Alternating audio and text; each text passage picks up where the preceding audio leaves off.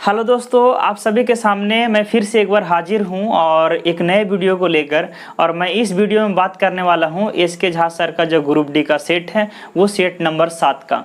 इससे पहले मैं 6 सेट ऑलरेडी अपलोड कर चुका हूं और अगर आप उस सेट को नहीं देखे हैं तो आप जाइए, ऐसे इस वीडियो को डिस्क्रिप्शन में लिंक दिया गया है, आप वहाँ से भी इस वीडियो को देख सकते हैं। और आइए 7 नंबर सेट को कंप्लीट करना चाहते हैं तो इस वीडियो में शुरू से अंत तक बने रहेंगे। और अगर आप चैनल पर नए हैं तो एक बार चैनल को जरूर सब्सक्राइब कर देंगे और बेल आइकन को प्रेस कर दें ताकि मेरे द्वारा हर वीडियो का नोटिफिकेशन सबसे पहले आपके तक पहुंचे। तो चलिए स्टार्ट करते हैं आज का सवाल। और पहला सवाल इन क्वेश्चन नंबर 46। देखिए आपके सामने सबसे पहला सवाल और क्वेश्चन नंबर 46 लिखा हुआ। इस सवाल को कैसे बनाएंगे आइए देखते हैं।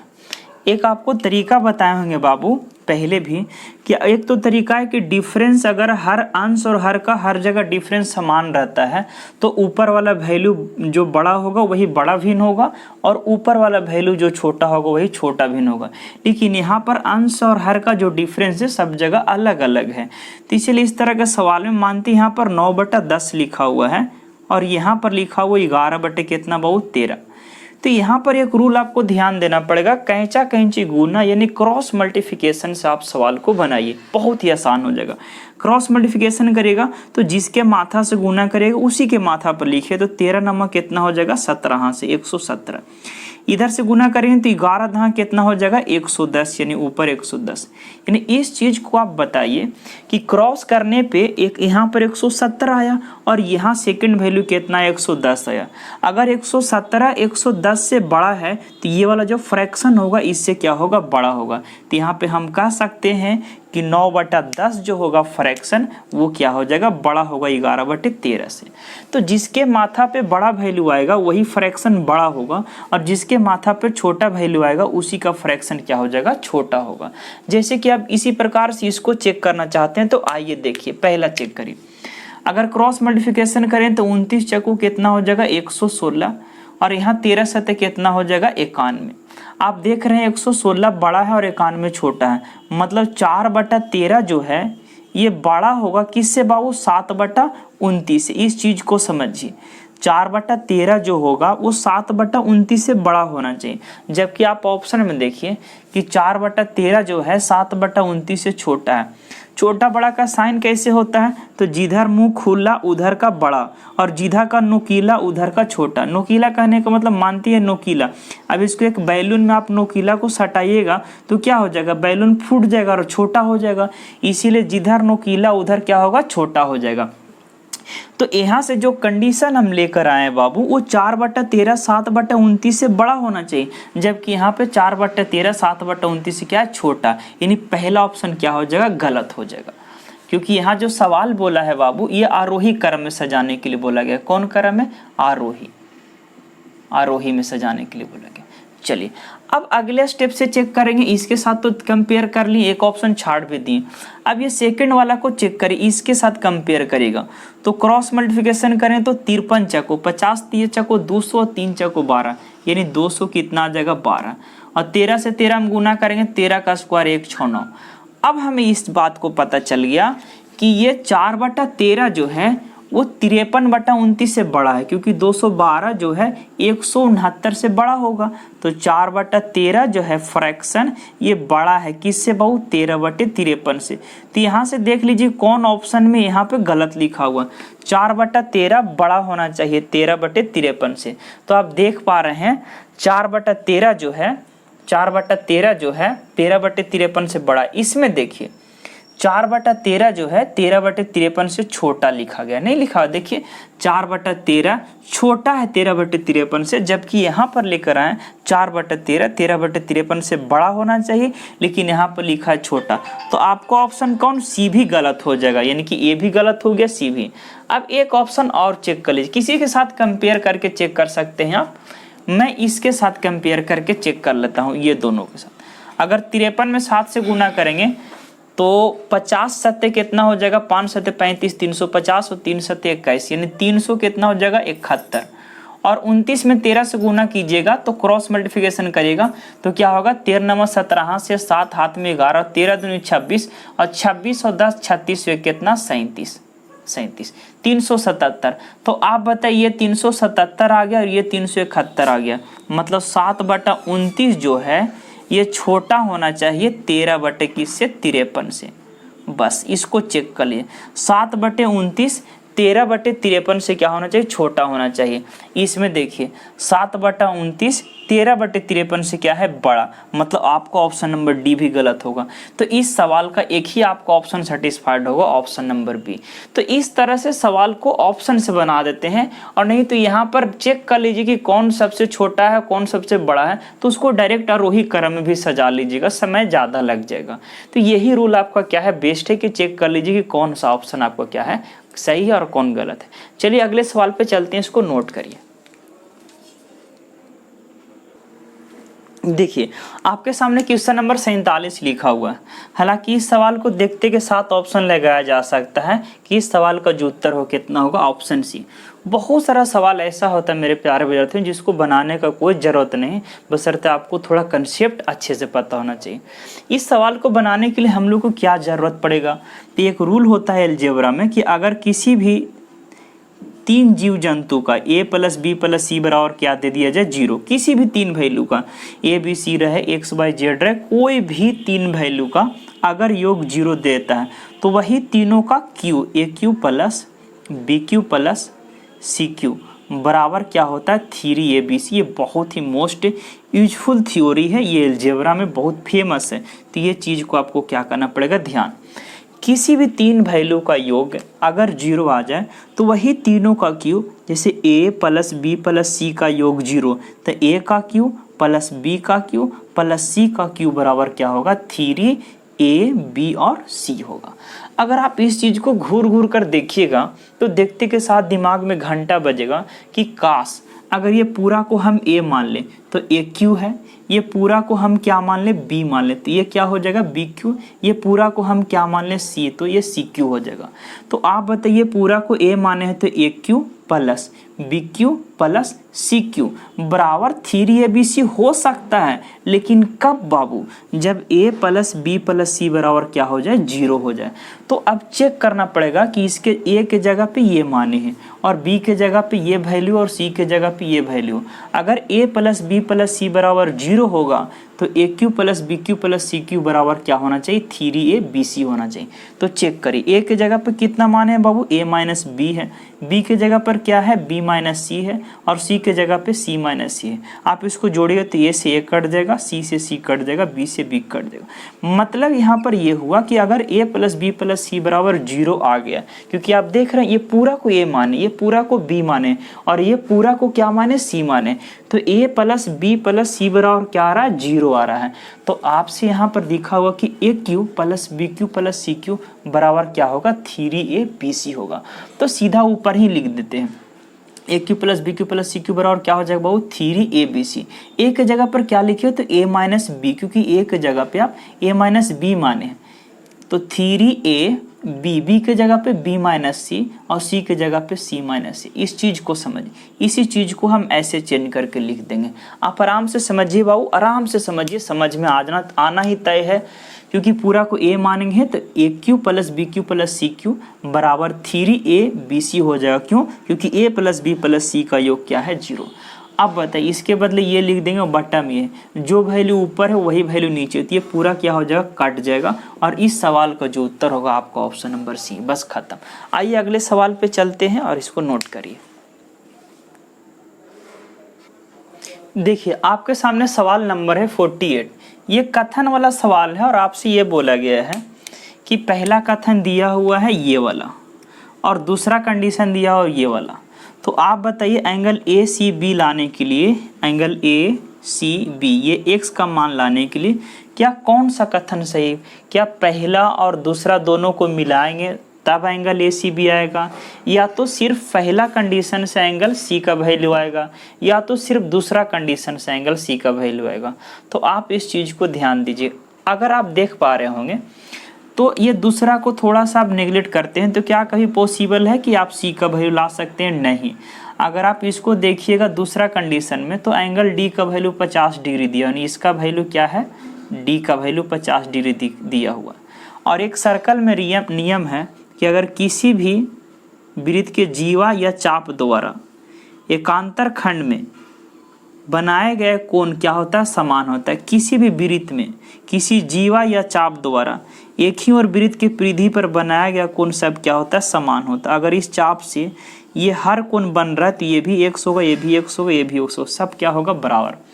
तो इस चाप को अगर आप उठाइएगा तो यहाँ पर देखिए वृत्त का परिधि पर कितना डिग्री बन रहा है, 50 डिग्री। तो इसी चाप से अगर आप देख रहे हैं तो यहाँ भी वृत्त का परिधि पर कितना डिग्री कोण बनेगा, 50 डिग्री। यानी x का जो आंसर होगा कितना डिग्री होगा, 50 डिग्री। यानी इस सवाल का उत्तर 50 डिग्री तो आया, लेकिन आपसे आंसर नहीं पूछा, आपसे बोल रहा है कि पहला कथन और दूसरा कथन से आप बनाएं कि सिर्फ पहला से बनाएं। तो आप बताइए इस सवाल के उत्तर देने के लिए पहला कंडीशन भी जरूरी है और दूसरा कंडीशन भी जरूरी है, क्योंकि आप इसका आंसर कब निकालें, जब एंगल डी का वैल्यू आप यहाँ रखें तभी तो एक्स का वैल्यू निकाला।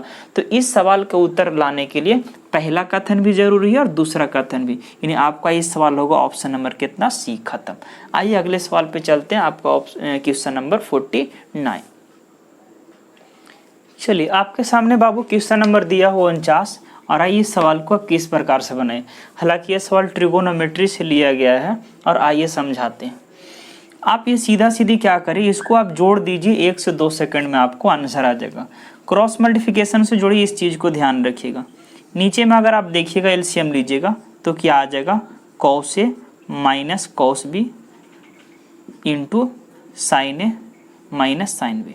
लेकिन ये जरूरी नहीं था, मैं आपको ऐसे ही बताया हूँ बाबू कि डायरेक्ट आप क्या करें, क्रॉस मल्टीप्लिकेशन से चीज़ों को आप क्या करें, जोड़िए। तो एलसीएम लेने का कोई ज़रूरत नहीं, क्रॉस मल्टीप्लिकेशन करेंगे तो sine A plus sine B into sine A minus क्या होगा, साइन बी। दोनों को आप गुना करिएगा बाबू, तो क्या यही फॉर्म न बनेगा, sine A plus sine B into sine A minus sine B. क्या इस चीज़ को आप समझ पा रहे हैं? तो आप देखिएगा ये फॉर्मूला पर हो गया a plus B into A minus B. पहले भी मैं बता चुका हूँ इसका फॉर्मूला कि a plus B into A minus B बराबर होता है A square minus B square.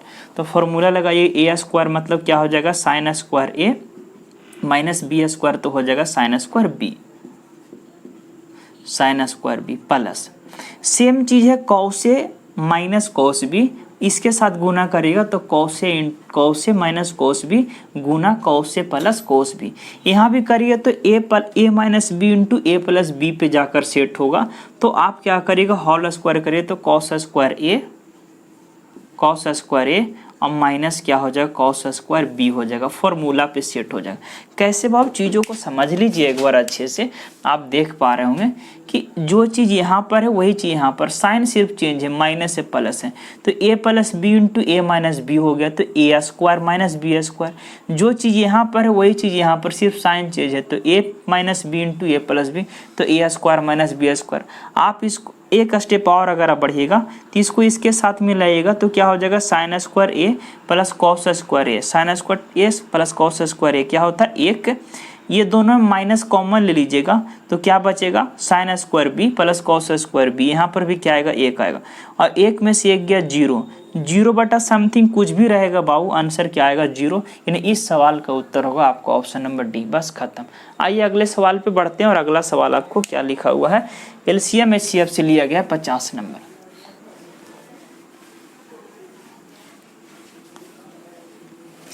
पचास नंबर कहता है कि 1.08, क्वेश्चन नंबर 50 आप देख पा रहे होंगे, 1.08, 0.36 एंड 0.9, इसका लेकर आना है बाबू HCF यानी हाईएस्ट कॉमन फैक्टर। HCF मतलब होता है हाईएस्ट कॉमन फैक्टर, ये लेकर आना। तो कभी भी अगर डेसिमल में आपको दे दिया जाए सवाल और HCF और LCM आपको लाने के लिए बोलेगा तो इसका सिंपल फंडा है, कोई स्टूडेंट क्या करेगा कि सीधा पॉइंट को हटाएगा और ऊपर वाला को HCF नीचे वाला को LCM ले लेगा, गलत हो जाएगा बाबू। ध्यान इस बात को देना है कि अगर डेसिमल में रहेगा और उसको LCM HCF निकालने के लिए बोलेगा, तो एक चीज़ आपको ध्यान रखना पड़ेगा कि अगर यहाँ 2 अंक के बाद डेसिमल है, यहाँ 2 अंक के बाद डेसिमल है, तो यहाँ भी आपको 2 अंक के बाद डेसिमल करना पड़ेगा। यानी हर जगह जो डेसिमल का स्थान है वो क्या कर दीजिए, समान कर दीजिए। यहाँ पे 2 अंक के बाद है, यहाँ भी 2 अंक के बाद है, यहाँ पर 2 अंक करने के लिए आप यहाँ पर 0 दे दीजिए, क्योंकि डेसिमल के बाद अगर डिजिट है और उसके बाद अगर आप 0 देते हैं तो उस संख्या यानी उस वैल्यू का मान चेंज नहीं होता है। तो आप बताइए बाबू, अब यहाँ भी 2 अंक के बाद डेसिमल, यहाँ भी 2 अंक के बाद डेसिमल, यहाँ भी 2 अंक के डेसिमल। अब आप क्या करिए, इसको HCF निकाल लीजिए आराम से। HCF अगर आप निकालते हैं तो डेसिमल को आप छोड़ दीजिए, डेसिमल से आपको कोई लेना देना नहीं। अब सीधा आप इसको कितना देखिए 108, तो 108 देखिए, तो 108 को लिख सकते हैं, 108 को कितना लिख सकते हैं, 12 9 18 में तोड़ दीजिए। 108 को लिख सकते हैं 18 छक 78 से, इसको लिख सकते हैं 36 को 18 दूनी 36। इस चीज़ को समझिए, डेसिमल को हम छोड़ दिए, डेसिमल से हमको कोई लेना देना नहीं है। अब यहाँ पर 2 अंक के बाद डेसिमल हो गए, यहाँ भी 2 अंक के बाद, यहाँ भी 2 अंक के बाद। अब डेसिमल को एकदम नहीं देखना, यहाँ पर 108 18 छक 78 से, यहाँ पर 36 18 गुने 2 और यहाँ पर 90 18 25 90। और HCF मतलब होता है हाईएस्ट कॉमन फैक्टर, ऐसा फैक्टर जो मैक्सिमम होना चाहिए और सब में अवेलेबल होना चाहिए। तो देखिए, तो 18 इसमें भी है, 18 इसमें भी, 18 के अलावा और कुछ नहीं मिलेगा। तो इसका जो HCF बनेगा वो क्या बनेगा, 18। लेकिन इस बात को ध्यान रखिएगा, अगर 2 अंक के बाद डेसिमल है तो आंसर में 2 अंक के बाद डेसिमल। इस सवाल का जो उत्तर होगा 0.18। खत्म। आइए आगे बढ़ते हैं, बस इतना सा आपको काम करना था। 50 के बाद देखिए 51। 51 में देखिएगा बाबू, बहुत ही सुंदर सवाल है। लिखा हुआ है आपके सामने, एक 100 तथा 300 के बीच, 100 तथा 300 के बीच 100 तथा 300 के बीच 7 से विभाजित होने वाली कितनी संख्या। एक तो तरीका ये होता है कि नंबर ऑफ टर्म बराबर होता है लास्ट माइनस फर्स्ट बटे डिफरेंस प्लस 1। एक तो फॉर्मूला पर इस सवाल को बनता है, लेकिन मैं यहाँ पे शॉर्ट बताता हूँ, फॉर्मूला कोई ज़रूरत नहीं। जब भी कहे कि 100 से 300 के बीच ऐसा कितनी संख्या के 7 से विभाजन, तो आप क्या करें, जैसा ही बोलेगा 100 से 300 के बीच बोलेगा, इस चीज़ को ध्यान रखिएगा। अगर बीच बोलेगा तो लास्ट वाला पद से 1 घटा देना है, पहला पद को ज्यों के त्यों लिख देंगे। और अगर बीच बोलेगा तो लास्ट वाला पद से 1 हमको घटा देना है, यानी कि जैसी बोलेगा बीच तो लास्ट से 1 खींच, यानी कि लास्ट से 1 क्या करिएगा, ले लीजिएगा। तो आप बोलिए पहला पद 100 हो गया, बीच बोला तो लास्ट वाला पद से क्या करें, 1 ले लिए। 7 से विभाजित होने वाला कितना नंबर है, तो पहला में 7 से भागा दे दीजिए और लास्ट वाला पद में 7 से भागा दे दीजिए। भागा देने के बाद यहाँ सिर्फ भागफल से आप मतलब रखिएगा। बोलिए 7 से भागा दिए तो 7 एकम 7, 3 पर 0। अरे आपको देने आता है ना भागा, 100 में दीजिएगा 10 में, 7 एकम 7, 3 पर 0 और 7 चौक कितना 28। सिर्फ भागफल से, शेष से कोई मतलब नहीं है, उससे कोई मतलब नहीं। शेष का सही पात्र घटना काल्पनिक है, उससे कोई लेन देन नहीं होगा। यहाँ भी भागफल से मतलब रखिए तो 7 चौक कितना हो जाएगा 28, 1 पर 9 आ जाएगा 19 और 7 दूनी कितना हो जाएगा 14। यहाँ पर भागफल क्या हो गया 42। और अब दोनों जगह जो भागफल आएगा उसको सिर्फ घटा दीजिए, यानी 42 में से 14 जाएगा, 42 में से कितना जाएगा 14, यानी इस सवाल का जो उत्तर आ जाएगा कितना 28, यानी आपको ऑप्शन नंबर ए। खत्म। आइए अगले सवाल पे चलते हैं। तो इस तरह से सवाल को सॉर्ट आउट कर सकते हैं बाबू, कोई ज़रूरत नहीं है कि फॉर्मूला हम यूज करें ही। हर चीज़ का बेस्ट कंसेप्ट होता है, सटीक अप्रोच होता है, उससे आप लेकर बढ़िए, सवाल आसान होगा। औरों का स्टूडेंट से बिल्कुल अलग चलिए आप, ताकि आपको ज़्यादा से ज़्यादा समय आप बचा सके। आइए अगले सवाल पे चलते हैं। अगला सवाल आपको यूनिट डिजिट से दिया गया है 52, इकाई अंक पे दिया गया है बाबू, यूनिट डिजिट इकाई अंक। क्या है सवाल भाई, तो लिखा हुआ है सवाल में कि 12 के पावर 55 बटे 3 के पावर 11 प्लस, उसके बाद लिखा हुआ 8 के पावर 48 और बटा क्या होगा 16 के पावर लिखा हुआ है 16 के पावर 18। ये सवाल में लिखा हुआ, इसका इकाई अंक लाना है, इकाई अंक 0 1 2 6, इसमें से कौन होगा, ऑप्शन आपको दिया।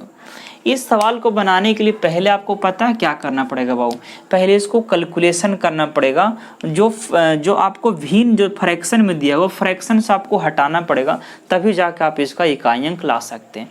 तो आप इस चीज़ को हटाने के लिए क्या करिएगा, 12 को आप तोड़ दीजिए 3 के फॉर्म में। क्या ऐसे लिख सकते हैं, 12 को 3 गुने कितना 4। अगर आप 12 को तोड़ रहे हैं 3 गुने 4 और 12 के पावर कितना है बाबू 55 है, तो अगर ब्रैकेट हटेगा तो जो पावर है ये दोनों नंबर पे आ जाता है, इस पे भी आ जाएगा और इस पे भी आ जाएगा। इस चीज़ को ध्यान दीजिएगा। तो 12 को आप तोड़े हैं 3 गुने 4 के फॉर्म में, तो यहाँ पर भी पावर 55 आ जाएगा बाबू, और यहाँ पर भी पावर कितना आ जाएगा 55। इस चीज़ को आप ध्यान दीजिएगा। और नीचे में 3 के पावर क्या है 11 है, प्लस अगले स्टेप में चलिए तो 8 के पावर कितना 48, इसको 2 के फॉर्म में तोड़ दीजिए। अगर 8 को आप तोड़ते हैं 2 के पावर कितना बाबू 3, और पावर उस पर कितना है 48 है, ब्रैकेट हटेगा तो 48 दिया कितना हो जाएगा 144। यानी हम इसको लिख सकते हैं 2 के पावर कितना 144। आप इतना छोटा छोटा चीज़ को समझ रहे होंगे। 8 को लिखें 2 के पावर 3 और इस पे पावर 48 है, ब्रैकेट को हटाएं 48 दिया 144। नीचे इसको 2 के फॉर्म में तोड़ेंगे बाबू, तो 16 को लिखेंगे कितना, यहाँ पे देख सकते हैं 16 को लिखेंगे 2 के पावर 4 और पावर में इसके कितना 18, ब्रैकेट हटाएंगे तो 18 चको 72 आ जाएगा, नीचे जो होगा 2 के पावर 72। आप देखिए काट सकते हैं, कैसे काटिएगा भाई, तो यहाँ पर आप देख रहे हैं 3 के पावर 11, यहाँ पर 3 के पावर 55 है। मतलब ये है कि 3 के पावर 55 मतलब 3 गुने 3 गुने 3 गुने कितना बार 55 बार होगा, और 3 के पावर 11 मतलब 3 गुने 3 गुने कितना बार होगा 11 बार होगा। तो कम से कम 11 को 3 से 11 को तो 3 कट जाएगा, तो यहाँ पर कितना बचेगा 44 को बच जाएगा। यहाँ पर बताइए 2 की संख्या 72 और 2 की संख्या 44 है, तो 72 को कटने के बाद कितना बच जाएगा बाबू 72 बच जाएगा। आप नहीं समझ रहे हैं, 2 के पावर अगर 44 है तो 2 गुने 2 गुने 2 गुने 2 गुने 144 बार है, और नीचे 2 के पावर कितना 72 मतलब 2 गुने 2 72, तो 72 को 2 से 72 को 2 कटने के बाद 72 को 2 और बचेगा। एक स्टेप और आगे बढ़िए, इसको हम इरेज करते हैं, 2 6 इधर लिख देते हैं। अब यहाँ पर कितना हो जाएगा बाबू 44 के पावर हो गया 3 के पावर कितना हो गया 44, 3 के पावर 44। यहाँ पर गुने 4 के पावर क्या हो गया 55, और प्लस है 2 के पावर कितना 72। अब इकाई अंक लाने के बाद क्या करिए जोड़ दीजिए, आपका क्या हो जाएगा आंसर।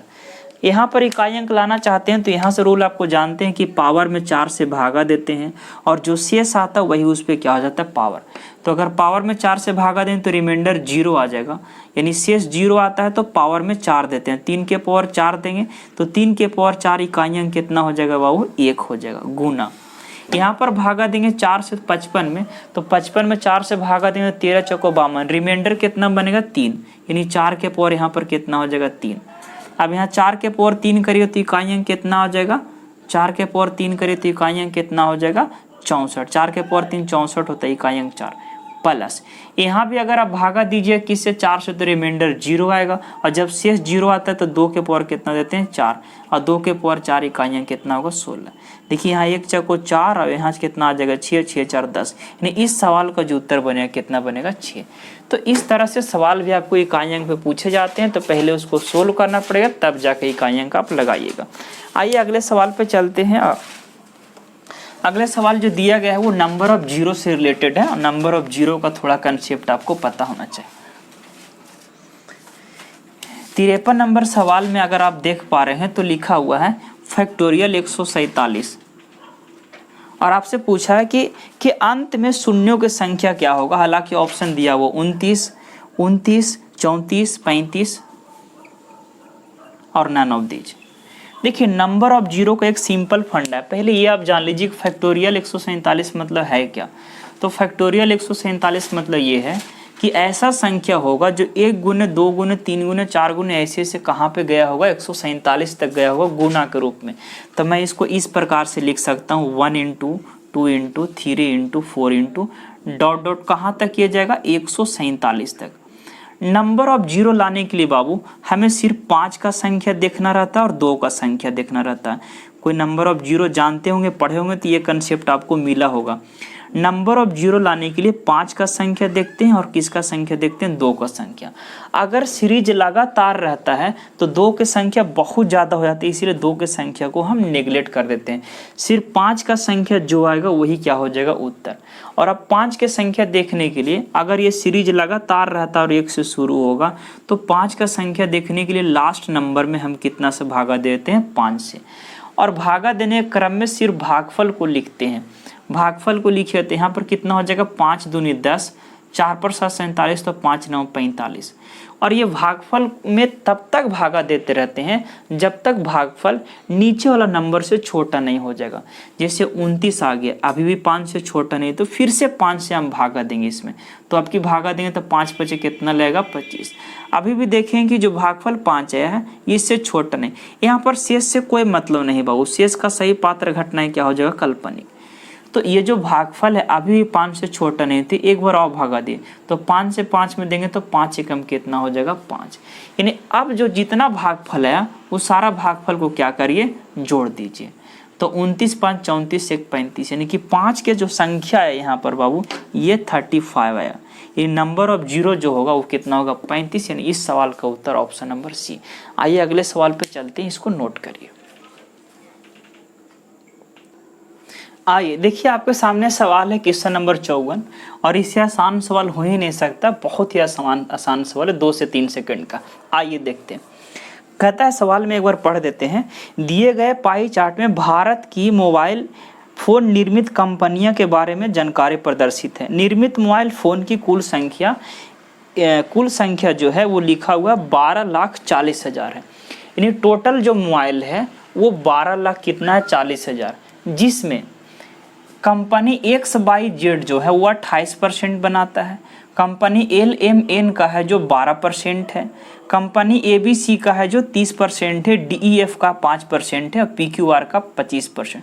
तो आपसे सवाल में ये पूछा है कि आप बताइए कि सवाल में पूछा कंपनी PQR द्वारा कुल कितने मोबाइल फ़ोन बनाया जाता है। तो आप सीधा बताइए सर, टोटल जो आपको मोबाइल बन रहा है ये 12,40,000 है, और PQR द्वारा कितना, टोटल का 25% बनाया जाता है, यानी इसका 25% जो भी होगा वही आपका आंसर होगा। तो बताइए 12,40,000 का 25% आप निकाल लीजिए। 25% निकालना या तो 1/4 निकालना, दोनों सेम ही वैल्यू है बाबू, ये भी जानकारी आपको होना चाहिए। 25% बोलिए या इसी का वैल्यू 1/4 होता है, क्योंकि अगर इसको परसेंटेज को हटाइएगा तो 1/4 के बराबर है। तो आप अगर इसको 25% ना निकाल कर 1/4 निकालिएगा तो जल्दी से निकल जाएगा। तो इसका 1/4 निकालिएगा तो कितना हो जाएगा, 1/4 निकालिएगा तो इतना गुण 1/4, 4 तिया 12, 4 एकम 4, यानी कि 3,10,000 होगा। यानी इस सवाल का उत्तर होगा आपका ऑप्शन नंबर सी। बहुत ही बेहतरीन सवाल। आइए आगे बढ़ते हैं अगले सवाल पर। Question number 55।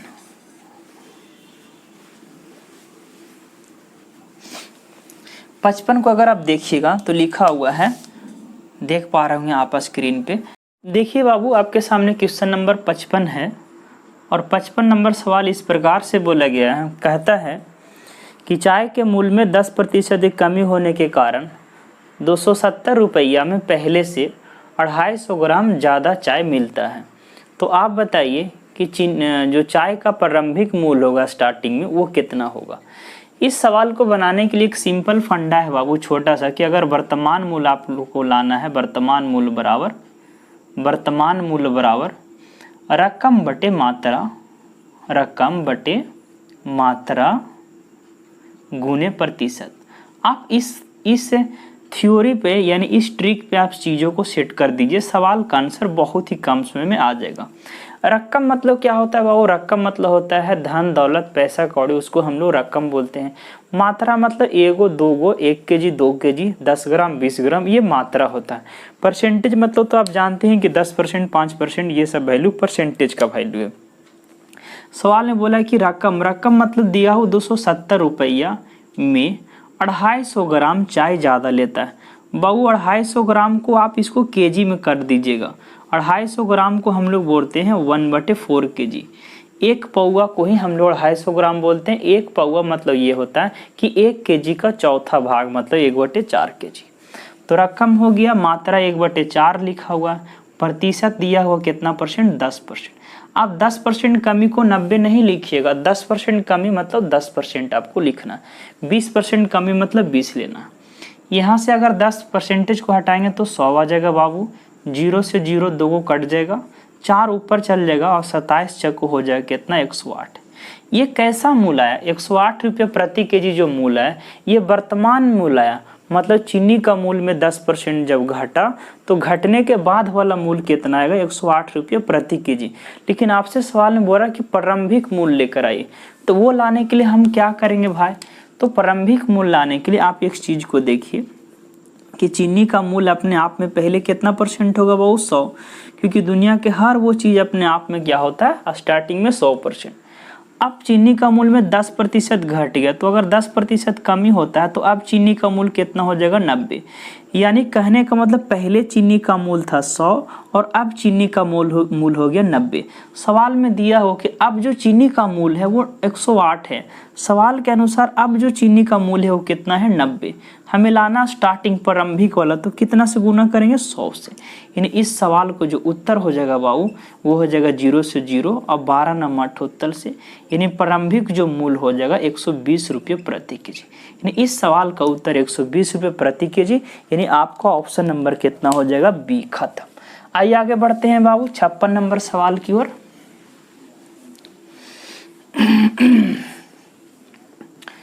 चलिए आइए बढ़ते हैं हम लोग क्वेश्चन नंबर 56। 56 नंबर चुनाव से रिलेटेड है।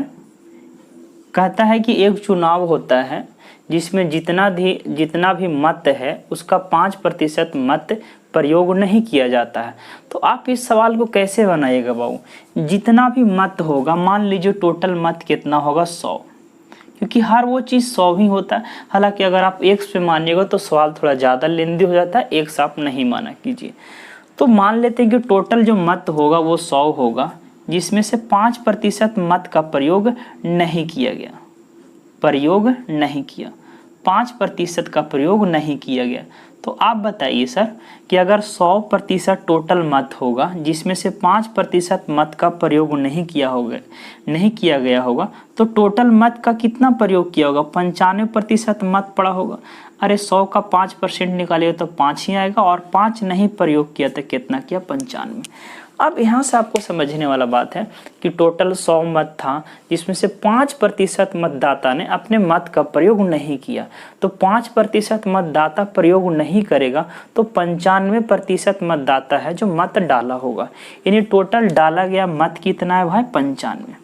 अब कहता है एक उम्मीदवार, जीतने वाला जो उम्मीदवार है, ध्यान से समझिएगा यहाँ पे, जीतने वाला जो उम्मीदवार है कुल मत का, जैसे ये 95 क्या है भाई डाला गया मत है, ये 100 क्या है कुल मत है। तो जो जीतने वाला उम्मीदवार है वो कुल मत का 48% मत लेता है। जीतने वाला जो उम्मीदवार है कुल मत का 48%, कुल मत कितना 100 है, उसका 48% निकालिएगा कुल मत का। अरे 100 का 48% निकालिएगा 48 आएगा, मतलब जीतने वाला उम्मीदवार है जो 48 मत लिया। लेकिन एक चीज़ आप समझिए, बहुत सारा स्टूडेंट ये सोच लेते हैं कि 100 में से अगर 48 मत ये ले रहा होगा तो 52 मत ये लेगा। नहीं, गलत हो जाएगा। ये सिर्फ तरीका है बताने का, ये सिर्फ बता रहा है कि मेरा जो मत मिला है ये कुल मत का 48% है। मत तो यहीं से लिया होगा ना, क्योंकि 95 मत ही पड़ा है और इसी से हार जीत का फैसला होगा। तो 95 में से अगर 48 ये ले लिया होगा तो 95 में से 48 जाएगा, 45 से 2 47, यानी 47% कौन ले रहा होगा? बी, यानी कि हारने वाला उम्मीदवार को मिला होगा, हारने। तो आप जरा गौर करिए, यहाँ पर बहुत सारा बच्चा ये थोड़ा सा कंफ्यूज हुआ कि सर ये 100 था, इसको 48, इसको 52। देखिए आपको एक छोटा सा एग्जाम्पल समझाते हैं। ये 2 आदमी है यहाँ पे और ये 10 रुपया खर्चा करता है और ये कहता है कि मेरा जो खर्चा है तुम्हारा खर्चा का 2 रुपया ज़्यादा है, तो इसका खर्चा कितना 12। तो आप गौर करिए, ये सिर्फ बता रहा है कि मेरा जो खर्चा है इसके खर्चा से 2 ज़्यादा। ऐसा थोड़ी है कि ये जो खर्चा कर रहा है इसका पैसा हमसे, नहीं, खर्चा तो ये अपने में से करेगा। मान लेते हैं 20 रुपये कमाता तो खर्चा इसी पैसा हमसे करेगा, लेकिन सिर्फ बोला है कि मेरा जो खर्चा है इससे 2 क्या है ज़्यादा। यही कहानी यहाँ पर लगा है बाबू कि मेरा जो मत मिला, जितना भी मत मिला है, वो जो मत है 95 जो मत पड़ा, 95 में से जितना भी मत मिला होगा वो कुल का 48% है, मतलब 48 इसको मिला, 47। इन देखिए कितना से जीत गया, एक मत से जीत गया। सवाल में बोला है कि 400 मतों से जीत गया। तो आप बताइए, यहाँ पर लिखा है कि एक मत से जीत गया और सवाल में 400 मत से जीत गया, तो एक का मान कितना हो जाएगा, 400। सवाल में पूछा कि हारने वाला उम्मीदवार कितना मत लाए, तो 1 यूनिट का मान 400, तो 47 यूनिट का मान कितना हो जाएगा, 47 गुने 400। गुना करिए तो कितना हो जाएगा, 7 चौको 28 और 4 चौको 16, 2 18। मतलब यह है कि 18,800 मत जो है हारने वाले उम्मीदवार को मिला होगा। यानी आपको ऑप्शन नंबर कौन हो जाएगा, बी, खत्म। आइए आगे बढ़ते हैं। फ्रेम में आ रहा है, एक बार देख लीजिए। चलिए बहुत अच्छा, आइए आगे बढ़ते हैं बाबू। 56 के बाद 57 पे आ जाइए। 57 में बोला है, ये सवाल पिछला नंबर सेट में बताए थे, सेट नंबर 6 में भी बता चुके हैं और इसमें भी आ गया। 57 कहा गया है कि एक 200 ग्राम घोल है, 200 ग्राम का क्या है, घोल है, दूध और पानी का। उसमें से 15% बाबू क्या है, पानी है। अगर 15% पानी, घोल जो होगा बाबू अपने आप में कितना परसेंट होगा, 100%। अगर 15% पानी है तो दूध कितना रहा होगा, 85%। ये आपको भी पता है, क्योंकि घोल पूरा कितना का होगा बाबू, 100 का होगा। अगर पानी उसमें 15% है तो दूध कितना हो जाएगा, 85% हो जाएगा। अब बोला है कि इसमें कितना पानी मिला दिया जाए, हमें नहीं पता कि कितना पानी मिलाया है। तो मान लीजिएगा ना, आप लेट करिए कि 1 लीटर मान लेते हैं मिला दिया, 100 ग्राम मिला दिया, तो 200 ग्राम पहले से मिश्रण था और अब 100 ग्राम और मिलाएगा, तो अब जो नया मिश्रण बनेगा वो 200 प्लस कितना हो जाएगा, 100। ये नया मिश्रण हो गया। और नया मिश्रण में जो पानी का प्रतिशत है वो दिया हुआ है बाबू 32%, यानी कि 32% पानी है। तो नया भी जो घोल बनेगा वो भी 100% का बनेगा। और अगर 32% पानी है तो 68% क्या हो जाएगा, दूध हो जाएगा। अब यहाँ से एक ही कहानी आपको बनाना है कि अगर दूध मिलाएगा तो पानी की मात्रा को, दूध मिलाएगा तो पानी का प्रतिशत लेंगे और पानी मिलाएगा तो दूध को लेंगे।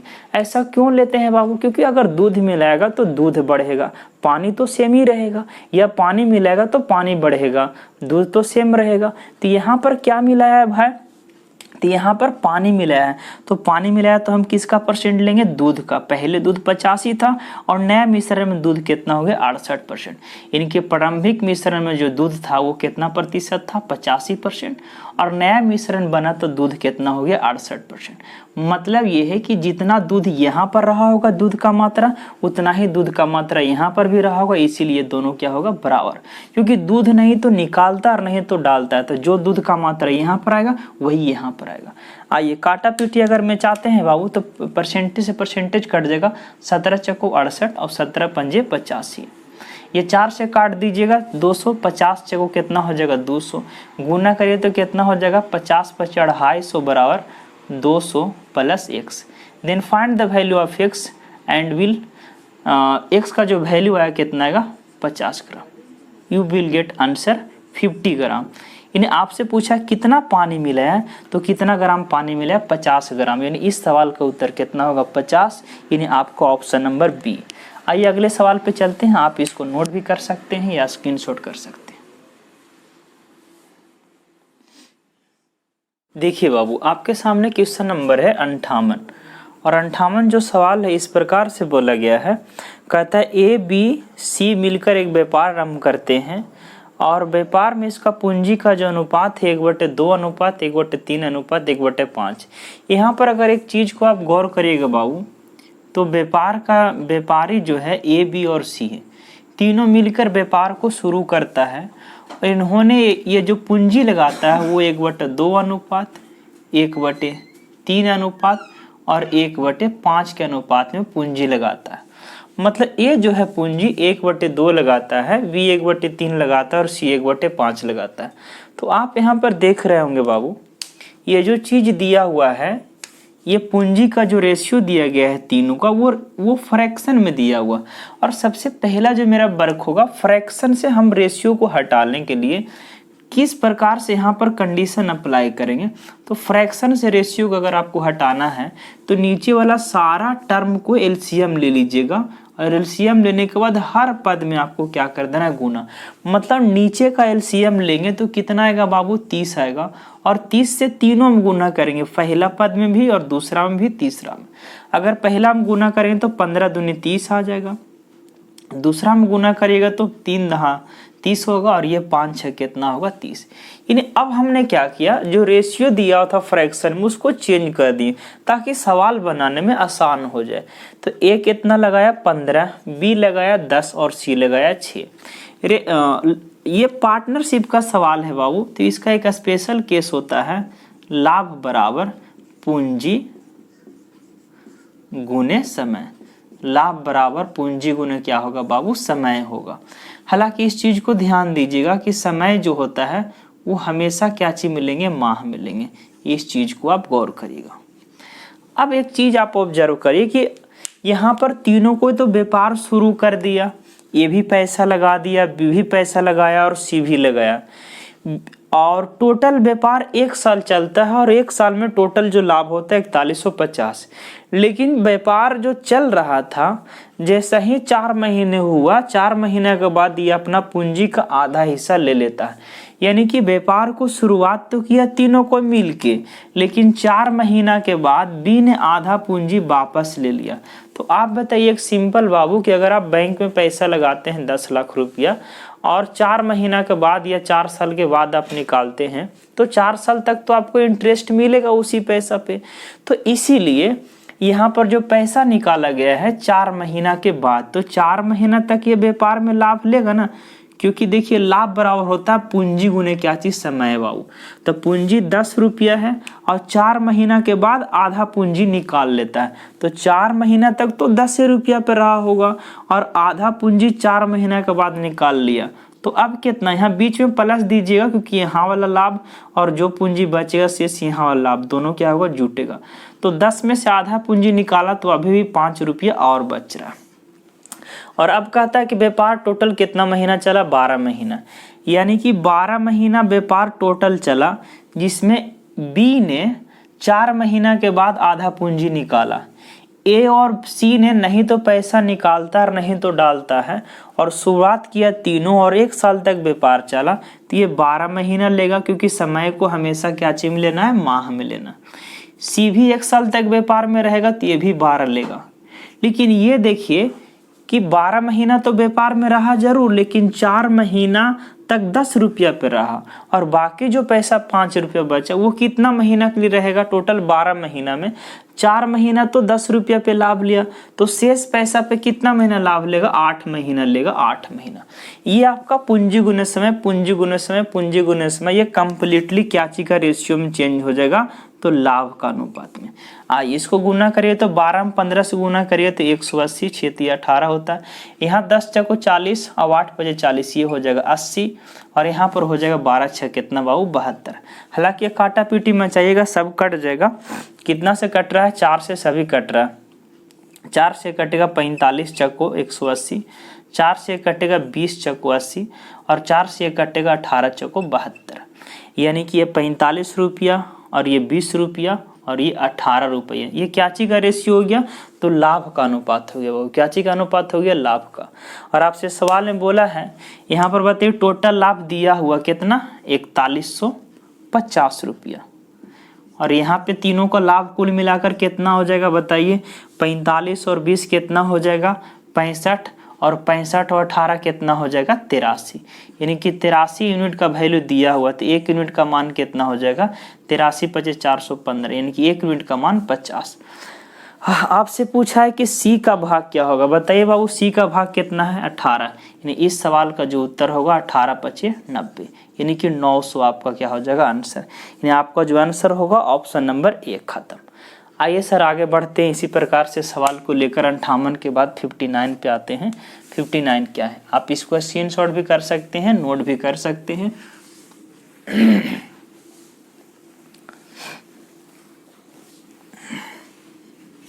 चलें आगे बढ़ते हैं क्वेश्चन नंबर 59 को लेकर, और 59 में क्या बोला गया। 61 नंबर सवाल बहुत ही बेहतरीन और बहुत ही लाजवाब सवाल है। कहा गया है कि दो रेलगाड़ी एक ही दिशा में क्रमशः 40 किलोमीटर और 20 किलोमीटर प्रति घंटा के रफ्तार से समांतर पटरियों पर चल रही। दो रेलगाड़ी हैं एक ही दिशा में 40 किलोमीटर प्रति घंटा से और 20 किलोमीटर प्रति घंटा का रफ्तार से समांतर पटरियों पर जा रही है। यानी एक रेलगाड़ी का चाल है 40 किलोमीटर प्रति घंटा और एक रेलगाड़ी का चाल है 20 किलोमीटर प्रति घंटा और दोनों रेलगाड़ी समांतर पटरी पर एक ही दिशा में जा रही है। ठीक है। तेज रफ्तार वाली गाड़ी धीमी गति और रेलगाड़ी में बैठे एक व्यक्ति को 5 सेकंड में पार कर देता है। यानी कि तेज रफ्तार वाला जो गाड़ी है धीमी रफ्तार वाला मानते हैं ये जो रेलगाड़ी है धीमी रफ्तार वाली, इसमें एक बैठे व्यक्ति को कितना सेकंड में पार कर लेता है? 5 सेकंड। बहुत ही बेहतरीन सवाल है, आप इस सवाल को बनाइए अच्छे से। तो बोल रहा है कि तेज गति वाली रेलगाड़ी की लंबाई क्या होगा। आप बताइए बाबू, यहाँ पर एक छोटा सा आपको थ्योरी ध्यान में रखना पड़ेगा कि ये भी रेलगाड़ी चल रही है और ये भी रेलगाड़ी चल रही है। ये रेलगाड़ी जो है जो तेज गति वाली रेलगाड़ी है धीमे रेलगाड़ी में बैठे व्यक्ति को 5 सेकंड में पार कर लेती है।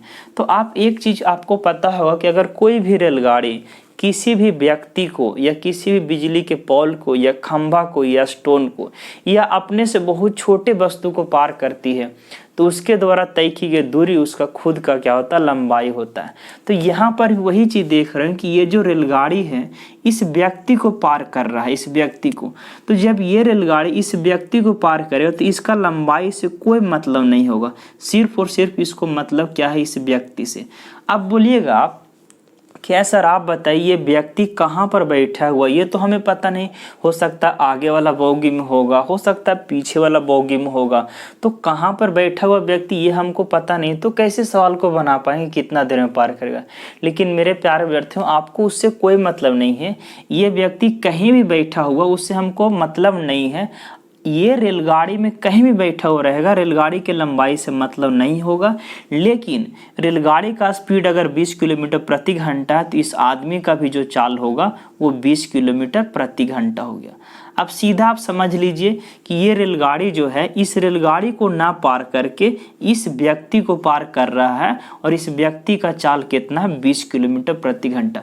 क्योंकि ये आदमी जो है रेलगाड़ी में बैठा हुआ है और रेलगाड़ी कितना चाल से चल रही है? 20 से, तो व्यक्ति भी 20 से चलेगा। तो बताइए ये रेलगाड़ी इस व्यक्ति को पार करेगा तो इसके द्वारा तय की दूरी खुद का अपना क्या होगा? लंबाई। यानी खुद का लंबाई, यानी हम कह सकते हैं खुद का लंबाई जो होगा वही दूरी। तो दूरी बराबर क्या हो जाएगा? चाल गुने समय। बताइए चाल क्या हो जाएगा? सेम डायरेक्शन में जा रहा है तो घट जाता है, इसका चाल 40 है और इसका 20 है, तो चाल हो जाएगा 20, दूरी बराबर हो जाएगा चाल गुने समय। चाल को चेंज कर दी क्योंकि किलोमीटर पर घंटा में है तो मीटर पर सेकंड में क्या हो जाएगा? 5/18 से, और गुने क्या हो जाएगा? किलोमीटर पर घंटा है, इसको चेंज करेंगे मीटर प्रति सेकंड में तो 5/18 और कितना सेकंड में पार कर जाता है? तो 5 सेकंड में। तो दूरी बराबर चाल गुने क्या हो गया? समय। हालांकि आपसे पूछा है रेलगाड़ी की लंबाई। देखिए कटता है तो काट दीजिए, 10 दूनी 20 और 9 दूनी 18, 5 × 5 = 25 यानी 250/9। अगर भागा दिए तो पूर्णांक में आएगा, 9 दूनी 18 हो जाएगा और 7 पर 0, 9 × 7 = 63 यानी 7/9, यानी 27.7/9 मीटर रेलगाड़ी का लंबाई होगा, जो कि आपको ऑप्शन नंबर क्या है? ए में है। खत्म। तो इस तरह से सवाल को बनाया जाता है बाबू। आइए आगे बढ़ते हैं, नोट करिए आप इसको।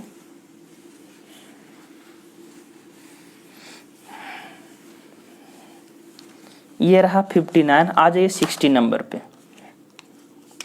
बहुत अच्छा सवाल ये जो सेट नंबर 6 है बहुत अच्छा सवाल है। Sorry set number 7। कुछ धनराशि उधार लिया गया तथा इसे 2 वार्षिक किस्तों में चुकाया गया। अब ये इंस्टॉलमेंट वाला सवाल है बाबू, इसको किस तरह से बनाते हैं आइए देखते हैं। कहता है कि यदि प्रत्येक किस्त का मान 882 है और जो रेट लगाया गया है वो 5%। प्रत्येक किस्त का जो मान है यहाँ पे प्रत्येक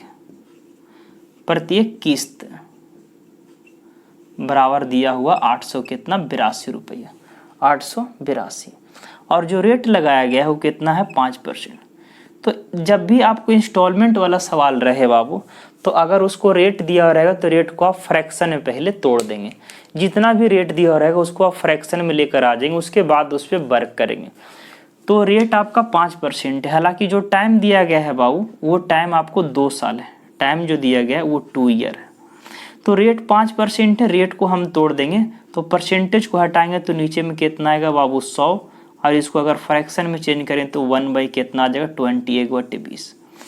अब हमें इंस्टॉलमेंट वाला सवाल को ये बनाना है कि अगर ये 20 रुपया अगर मूलधन रहा होगा, क्योंकि जो नीचे वाला रहता है उसको मूलधन कहते हैं, ऊपर वाला क्या होता है ब्याज। तो अगर 20 रुपया मूलधन रहा होगा तो ये 21 रुपया हो गया होगा 1 साल में। ठीक है, ये पहला साल का कंडीशन है। ध्यान दीजिए इंस्टॉलमेंट वाला में होता क्या है, 1 साल में 20 रुपया अगर लिया होगा मूलधन तो उसको 21 रुपया क्या देना पड़ेगा, इंस्टॉलमेंट देना पड़ेगा, यानी किस्त देना पड़ेगा। दूसरा साल में बात करते हैं कि दूसरा साल में अगर इंस्टॉलमेंट वाला है तो दूसरा साल में क्या कर देना है, दूसरा साल में आपको क्या करना है, इसको स्क्वायर कर देना है। दूसरा साल में क्या कर देना है, इसको स्क्वायर कर देना। स्क्वायर कहने का मतलब क्या हो जाएगा, ये 20 रुपया है, इसको स्क्वायर करें तो 20 का स्क्वायर कितना 400, यानी कि 400 रुपया मूलधन रहा होगा तो मूलधन के इंस्टॉलमेंट कितना देना पड़ा होगा, 21 का स्क्वायर 441 रुपया। इंस्टॉलमेंट का केस में स्पेशल यही होता है बाबू कि ये पहला साल 20 रुपया से 21 रुपया, दूसरा साल इसको स्क्वायर कर देना, 20 का स्क्वायर कितना 400 से 441 रुपया। अगर 1 साल और रहता तो 20 का क्यूब कितना 8000 और 21 का क्यूब 9261 करते हैं। हालांकि यहाँ पर क्या बोला 2 ही साल के लिए। ये वाला जो होता है ये किस्त का वैल्यू होता है। क्या चीज़ का वैल्यू होता है, ये किस्त का। और आपसे बोला कि हर साल का किस्त समान होता है, तो पहला साल का तो इंस्टॉलमेंट 21 और दूसरा साल का कितना 441। तो आपको इंस्टॉलमेंट को क्या करना पड़ेगा, इक्वल करना पड़ेगा। बराबर करने के लिए आप ऊपर में कितना से गुना करेंगे 21 से, तो यहाँ भी गुना हो जाए कितना से बाबू 21 से। यानी यहाँ पर अब प्रत्येक किस्त क्या हो गया, समान हो गया, समान। क्योंकि ऊपर भी देखिए तो 21 गुने 21 441 और नीचे भी देखिए तो 441। और ये आपका क्या हो गया मूल्य, ये आपका राशि हो जाएगा। तो यहाँ पर राशि हो जाएगा 21 दूनी 42 420 और 400 कितना 820, यानी कि 820 रुपया लिया था और इसी चीज को किस्त पर चुकाया कितना 441 और 441। सवाल में दिया गया है कि प्रत्येक किस्त का जो मान है 800 कितना है 82। तो यहाँ पर देखिएगा प्रत्येक किस्त का मान, सवाल में प्रत्येक किस्त का मान 882 और यहाँ पर प्रत्येक किस्त का मान दिया हो कितना 441। तो 441 यूनिट का मान 882, एक का मान कितना हो जाएगा 2। आपसे पूछा कितना धन लिया था तो 820, तो 1 यूनिट का मान 2 हो गया, तो 820 यूनिट का मान कितना होगा 820 गुने 1600 कितना 40। तो इस सवाल का जो उत्तर होगा 1640, यानी आपका ऑप्शन नंबर कितना हो जाएगा बी, खत्म। आइए आगे बढ़ते हैं बाबू अगले सवाल पे। आप इसको वीडियो को रिपीट करके भी देख सकते हैं अगर थोड़ा डाउट हुआ होगा तो। 60 के बाद 61।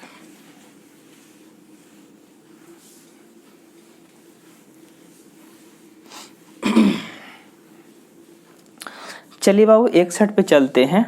कहा गया एक पाइप किसी टंकी को, बहुत अच्छा सवाल है, इसका भी लेवल बहुत अच्छा है सवाल का, कि एक टंकी एक हौज को 20 मिनट में तथा दूसरा 30 मिनट में भर सकता है। एक नल में 2 गो हौज लगा हुआ, एक ए जो 20 मिनट में भर देगा और दूसरा नल बी जो कितना देर में भर देगा 30 मिनट में भर देगा। समझिएगा ये जो आपका सवाल है क्वेश्चन नंबर कितना 61। एक नल में 2 हौज लगा हुआ है, एक हौज 20 मिनट में उसको भरेगा और एक हौज कितना देर में भरेगा 30 मिनट में भर देगा। सवाल पे और आगे बढ़ते हैं तो कहता है कि एक आदमी दोनों पाइप को खोलकर चला जाता है। एक आदमी है जो दोनों पाइप को हौज में खोलकर चला जाता है और वो घर से तब वापस आता है जब दोनों नल जो है टंकी को भर देता है तब। यानी कि लिखा हुआ साफ शब्दों में कि एक आदमी दोनों पाइप को खोलकर चला जाता है, जब आदमी वापस आया तब पता चला कि टंकी को छेद होने के कारण टंकी नहीं भर पाया। मतलब ये है कि वो आदमी वापस तब आता जब टंकी भर जाता। यानी कि जितना देर में टंकी पूरा भर जाएगा उतना ही देर में वो घर से क्या आता वापस आता, लेकिन ऐसा हुआ नहीं। आप बताइए जितना देर में ये टंकी भर जाएगा उतना देर में वो घर से वापस आएगा। तो बताइए कितना देर में टंकी भर जाएगा भाई, ये 20 मिनट में भरेगा, ये 30 में भरेगा। टोटल टंकी का कैपेसिटी कितना यूनिट का होगा 60 का। 20 मिनट में पूरा भरता तो 1 मिनट में कितना भरेगा, 20 या 60, 3 यूनिट। और ये पूरा 30 मिनट भरता तो 1 मिनट में कितना भरेगा, 20 दूनी 60, 2 यूनिट भरेगा। पूरा टंकी अगर ये भरना चाहता है तो 60 यूनिट पूरा भरना है, और दोनों मिलकर भरेगा तो 3 और 2 कितना होगा, 5, यानी दोनों मिलकर अगर भरेगा तो 12 मिनट में टंकी क्या हो जाएगा, पूरा फुल हो जाएगा। यानी वो जो आदमी था वो घर से कब लौटता, तो 12 मिनट में लौटता, यानी खुशी खुशी हो गया कि 12 मिनट में मेरा हौज भर जाएगा। 12 मिनट के बाद वो बेचारा हंसते आया, लेकिन जब आता है तो देखता है कि हौज नहीं भरा। तो क्यों नहीं भरा भाई, तो इसलिए नहीं भरा कि टंकी में छेद होने के कारण पानी धीरे धीरे क्या कर रहा था, बह रहा था। मतलब यह है कि एक छिद्र को मान लीजिए सी, एक नल उसमें और समझिए, छिद्र को हम सी बोलते हैं। तो टंकी इसलिए नहीं भरा कि सी भी टंकी को क्या कर रहा था, खाली कर रहा था। ये बेचारा भर रहा था, बी भर रहा था, लेकिन सी क्या कर रहा था, खाली कर रहा था। और वो जब आदमी आया तो सी को क्या कर दिया, बंद कर दिया। आप सोचिए सर कि जब आदमी घर से 12 मिनट के बाद आया तो 12 मिनट तक तो सी पानी को खाली किया होगा ना, आप बताइए। क्योंकि घर से आदमी 12 मिनट में आया तो 12 मिनट तक नल खुला रह गया। नल ए भी चल रहा होगा, बी भी चल रहा होगा, सी भी चल रहा होगा। मतलब सी जो है 12 मिनट तक पानी खाली किया, और जैसे ही सी को बंद कर दिया वैसे ही हौज कितना देर में भर गया, 4 मिनट में क्या हो जाता, भर जाता है। तो आप ही बताइए सर कि 4 मिनट इसको एक्स्ट्रा क्यों चलना पड़ा, ए बी को। सी को बंद कर दिया तो 4 मिनट ये दोनों को क्यों चलना पड़ा, क्योंकि सी पानी को क्या किया था, खाली। मतलब जितना पानी सी खाली किया था उतना पानी और ए और बी क्या किया होगा, भरा होगा। यानी कितना देर में ये भर दिया, तो 4 मिनट में। तो 1 मिनट में ये 3 भरेगा और 1 मिनट में ये 2 भरेगा। तो 1 मिनट में दोनों मिल जाएगा तो 3 और 2 5। तो 4 मिनट में ए और बी मिलकर कितना यूनिट भरा होगा, 20 यूनिट पानी भरा होगा। 4 मिनट में ए और बी, 4 मिनट में लिख देते हैं, 4 मिनट में ए और बी कितना यूनिट भरा होगा, 1 मिनट में कितना, 3 और 2 5, तो 4 मिनट में कितना भरा होगा, 20 मिनट। यानी कि 20 मिनट पानी एक्स्ट्रा भरना पड़ा। क्यों एक्स्ट्रा भरना पड़ा, क्योंकि सी क्या किया था, पानी को खाली किया था। अगर सी नहीं खाली करता तब तो 12 मिनट में ही टंकी भर जाता, लेकिन नहीं, सी खाली रहने के कारण 4 मिनट इसको और ज़्यादा लगा। मतलब 4 मिनट और ज़्यादा लगा, यानी 20 यूनिट और इसको ज़्यादा भरना पड़ा। तो ज़्यादा क्यों भरेगा, जब सी खाली किया होगा 20 यूनिट, तो 20 यूनिट सी क्या किया होगा, खाली किया होगा। और वो भी कितना देर में, तो 12 मिनट में, क्योंकि ये टोटल 12 मिनट खुला रह गया। आदमी गया और आया 12 मिनट, तो 12 मिनट तो खुला रह गया था। तो सी 12 मिनट में कितना भरेगा, 20 यूनिट। तो 1 मिनट में कितना भरेगा, 20 बटे कितना, 12। हालांकि इसको काटिएगा तो 4 से 4 बचे 20 और 4 तिया 12। यानी सी जो है वो 1 मिनट में कितना भरेगा, 5 बटे 3। आपसे सवाल में पूछ रहा है कि अगर सिर्फ छेद टंकी को कितना देर में खाली कर देगा पूरा। तो खाली छेद से आपको खाली करवाना है, तो बताइए टोटल टंकी है कितना का, 60 का, और इसको सिर्फ छेद से करवाना है। तो सी है छेद, तो इससे करवाना है, तो क्षमता कितना सी का, 5 बटे 3। 60 करवाना है, क्षमता से भागा दीजिए 5 बटे 3, 3 ऊपर चल जाएगा। 5 से भागा दीजिएगा, 12 पचे 60, 12 तिया 36। यानी सी अकेले इस टंकी को कितना देर में खाली कर देगा, 36 मिनट। यानी इस सवाल का उत्तर कितना होगा, 36। यानी आपका ऑप्शन नंबर कौन, डी, खत्म। आइए आगे बढ़ते हैं। बहुत बेहतरीन सवाल था, इसको एक बार अच्छे से आप बना लीजिएगा। अगले सवाल पे चलते हैं।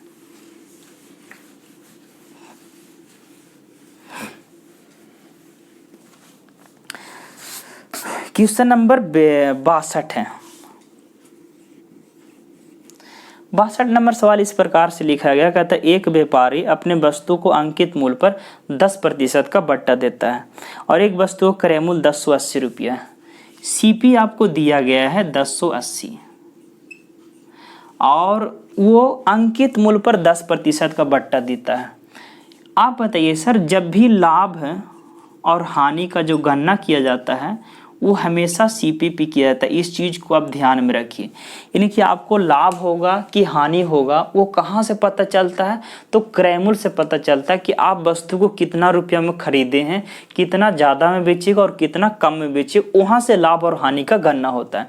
तो अगर आप इस चीज़ को सीधा तौर पे अगर बात करते हैं तो कहता है कि 1080 रुपया में क्रय मूल्य है और 10% इसको लाभ होता है। तो सोचिए तो 1080 रुपया में अगर खरीदा है और 10% इसको लाभ हो रहा है तो कितना रुपया में बेच रहा होगा, बोलिए। 1080 रुपया क्रय मूल्य है और 10% इसको लाभ हो रहा है तो इसका 10% कितना होगा, 108 रुपया।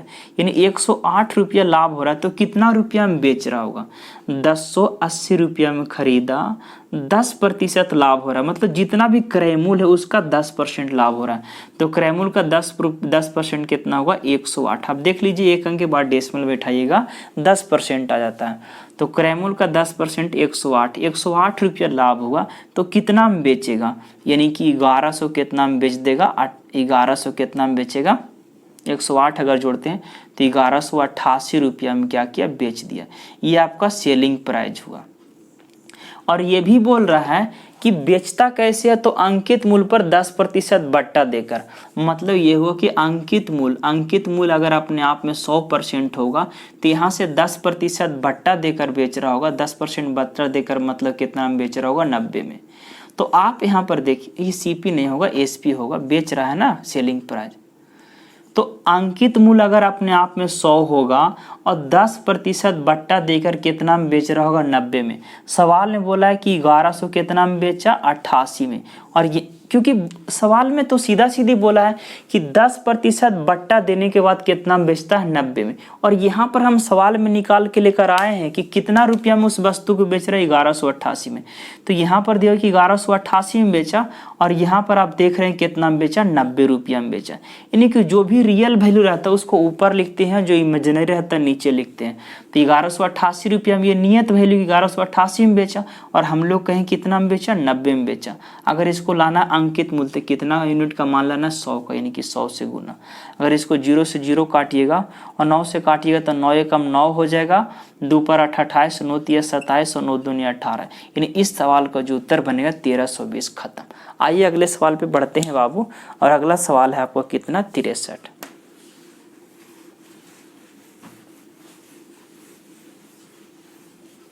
देख लीजिए एक बार, सारा चीज वीडियो चल रहा है ना सही से। चलिए आगे बढ़ते हैं बाबू क्वेश्चन नंबर 63 के पास। कहता है 63, निम्नलिखित आंकड़ों का बहुलक 62 है तो x का मान है। यानी आंकड़ा एक दिया हुआ है और उसका जो बहुलक है वो 62 है। लिखा हुआ है 62, 42, 45, 45, 56, 62, 49, 45, 45, x - 3 और 37।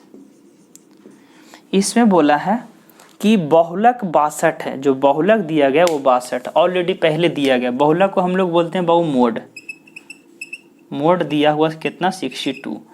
तो आगे अगर बढ़ते हैं, बहुलक मतलब ये होता है कि जो नंबर सबसे ज़्यादा बार आता है उसी को हम लोग बोलते हैं बहुलक।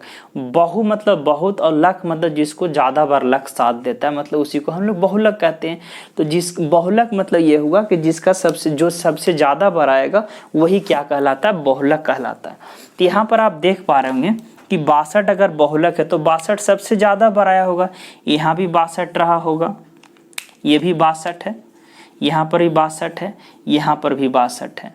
अगर हम बात करते हैं कि 45, क्योंकि यहाँ भी 45 यहाँ भी 45 है, तो 45 2 बार आया, 62 भी 2 बार आया है। जब बहुलक 62 है तो 62 ज़्यादा बार आया होगा, सबसे ज़्यादा बार आया होगा। मतलब जब 45 2 बार आया होगा तो इससे ज़्यादा बार ही आया होगा, क्योंकि अगर 2 बार ये भी 62 भी 2 बार आता तो बहुलक 45 भी तो हो सकता था, क्योंकि 45 भी 2 बार आया है। तो इसीलिए 62 सबसे ज़्यादा बार आया होगा। यहाँ पर 62 एक बार और यहाँ भी एक बार और एक बार और आया होगा 62। तो बताइए अगर यहाँ पर x का वैल्यू कितना लेंगे, क्योंकि यहाँ पर 62 आया होगा, तो x का वैल्यू सिंपल अगर 65 हम रखते हैं तो 65 में से 3 गया कितना बनेगा 62। तो यहाँ भी आपका बहुलक क्या हो जाएगा 62, क्योंकि 62 एक बार यहाँ और एक बार यहाँ और एक बार यहाँ।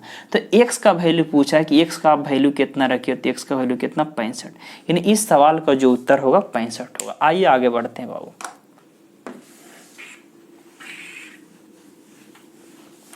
समझ में आ रहा है हीरो? अगर समझ में आ रहा है तो लाइक कर दीजिए और कमेंट भी कर दीजिए और वीडियो को शेयर भी कर दीजिए। खाली ऐसे थोड़ी होता है, हम मेहनत कर रहे हैं आपके लिए, तो आपको भी थोड़ा सा फर्ज बनता है ना कुछ करें। चलिए आगे आइए, एक बहुत ही खतरनाक सवाल आपको आ गया, क्वेश्चन नंबर 64। बहुत ही वायरल सवाल है और बहुत ही अच्छे लेवल का है। सरन मयूख से ये इस पर सीधे सवाल कहता है सरन और मयूख, हालांकि इसको डिटेल एक्स पर भी बनाया जाता है, लेकिन मैं आप लोगों को शॉर्ट बताने का प्रयास करता हूँ, देखिएगा ध्यान से। कहता है सरन और मयूख एक साथ मिलकर किसी कार्य को 18 दिन में करते हैं, यानी कि सरन को एस लेते हैं और मयूख को एम लेते हैं। सरन और मयूख मिलकर किसी कार्य को कितना दिन में करता है? 18 दिन में करता है। आगे बढ़ते हैं तो कहता है परंतु मयूख इसी कार्य को अकेले करता है और 1/3 कार्य करके काम छोड़ देता है। मयूख जो है अकेले 1/3 भाग काम करके काम को छोड़ दिया। आगे बोला इसके बाद सरन कार्य को अकेले पूरा करता है। इस प्रकार दोनों मिलकर 40 दिन में पूरा कर पाता है, यानी कि 1/3 भाग मयूख करता है और बाकी जो काम है उसको सरन करता है, और टोटल काम होने में कितना दिन लगा? 40 दिन लगा। तो आपसे पूरा कि सरन अकेले इस काम को कितना दिन में करेगा। सिंपल फंडा अपना एक बार लास्ट में और बोला है कि मयूख सरन से ज़्यादा तेजी से काम करता है, यानी कि मयूख का जो क्षमता है वो सरन से क्या है? ज़्यादा। इस चीज़ को भी ध्यान दीजिए, मयूख का जो कैपेसिटी है वो सरन से ज़्यादा है। आप मान लीजिए यहाँ पर टोटल वर्क, यहाँ पर टोटल वर्क मैं मान लेता हूँ 90, आप कुछ भी मान लीजिए, लेकिन 90 मानने से यहाँ पर सवाल थोड़ा आसान होगा, क्योंकि अगर 90 हम मान लेते हैं, यानी ऐसा यहाँ पर मानिए जो कि 18 से भागा देने पर ऑड नंबर है। क्या नंबर है? Odd number. तो 90 लेंगे, इसलिए ऑड नंबर मान रहे हैं ताकि मयूख जो है वो सरन से क्या है? ज़्यादा कैपेसिटी वाला है, ज़्यादा कैपेसिटी वाला। तो यहाँ पर हम कंपेयर आराम से कर सकते हैं। जैसे कि अगर 5 रहेगा तो इसको हम कैपेसिटी 3 मान लेंगे, इसको कैपेसिटी कितना मान लेंगे? 2, यानी मयूख का जो है सरन से क्या है? ज़्यादा। अगर 7 आएगा तो इसको 4 कैपेसिटी मान लेंगे, इसको 3 मान लेंगे, क्योंकि मयूख का जो कैपेसिटी है सरन से ज़्यादा। तो ऐसा वर्क मानिए जो क्या आ जाए? 18 से भागा देने पर ऑड नंबर आए। तो मैं कितना मान लिया? 90। यानी कि यहाँ पर दोनों मिलकर कितना काम करेगा? 5 यूनिट करेगा। कितना काम करेगा? 5। यानी कि सरन और मयूख दोनों मिल जाएगा तो 18 दिन में करेगा पूरा काम। 90 यूनिट मान लिए तो एक दिन में 1 डे का जो वर्क होता है वही क्षमता होता है। तो एक दिन में सरन और मयूख मिलकर 5 यूनिट काम करेगा। अब सवाल में ये दिया गया है कि मयूख का जो क्षमता है सरन से ज़्यादा है, यानी कि दोनों मिलकर करता 5 है, यानी दोनों मिल जाएगा तो 5 करेगा। लेकिन मयूख जो है सरन से ज़्यादा क्षमता वाला है, तो इसका क्षमता 3 मान लेते हैं और इसका क्षमता कितना मान लेते? 2। ये हीट एंड ट्रायल से है बाबू कि आपको यहाँ पर क्या कर दिए? सेटिस्फाइड कर दिए चीज़ों को। तो इसको कितना मान लिए बाबू? मयूख को 3 मान लिए और सरन को 2 मान लिए, यानी कि मयूख का क्षमता 3 है और सरन का कितना? 2 है। हालांकि आप इसको अब यहाँ से लेकर आप सेटिस्फाइड भी करवाते हैं कि दोनों मिलकर, सेटिस्फाइड भी करवाते हैं कि दोनों मिलकर कितना दिन में करता है? 40 दिन में। यानी 1/3 कौन करता है? 1/3 काम जो है वो करता है मयूख। तो 1/3 मतलब कि 30 यूनिट काम करेगा मयूख। 30 यूनिट को करने में कितना लेगा? इसका क्षमता 3 है, तो 30 यूनिट को करने में कितना दिन लेगा? 10 दिन। और बाकी काम जो 60 बचा उसको कौन करेगा? सरन। तो ये 2 यूनिट काम करता है, तो इसका 2 यूनिट करेगा तो कितना दिन लेगा? 30 दिन। तो आप देख रहे हैं दोनों मिलकर 40 दिन लग रहा है, तो ये सेटिस्फाइड है। तो इसको हीट एंड ट्रायल से हम बना रहे हैं सवाल को। तो अब बताइए, यानी ये जो डाटा लिया गया है मेरे द्वारा ये पूरा फुलफिल सेटिस्फाइड है। अब बस सवाल का आंसर 1 से 2 सेकंड में। अब बोल रहा है कि टोटल वर्क को अकेले करेगा कौन? सरन अकेले करे तो कितना समय लेगा? बताइए, टोटल वर्क है कितना भाई? 90 यूनिट, और इस काम को अकेले करता है सरन, तो कितना लगेगा? तो सरन का क्षमता 2 यूनिट है और 90 यूनिट काम करना है, तो क्षमता से भागा दीजिए, यानी कि सरन को काम करने में कितना दिन लगेगा? अकेले 45 दिन। इस सवाल का जो उत्तर होगा 45। तो इस प्रकार से हिट एंड ट्रायल से सवाल को जल्दी बनाया जाता है। हालांकि आप एक्स पे मानिए तो जब बहुत ज़्यादा लेंदी हो जाएगा। आइए आगे बढ़ते हैं।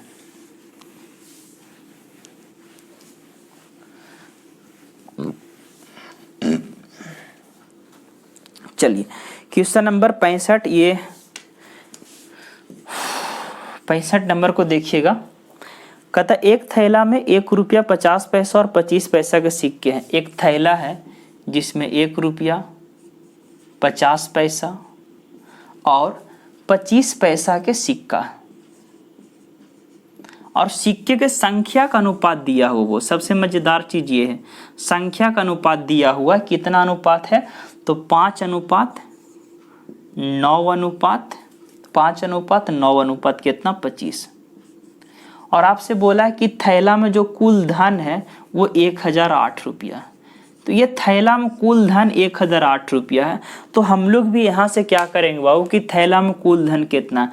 आप बताइए, अगर आपके पास थैला है, अलग अलग प्रकार के नोट है, सिक्का है, कोई बोले कि टोटल धन थैला में कितना है, तो आप सारा नोट और सिक्का को मिलाकर देखिए, तभी तो पता चलेगी कुल धन क्या होगा।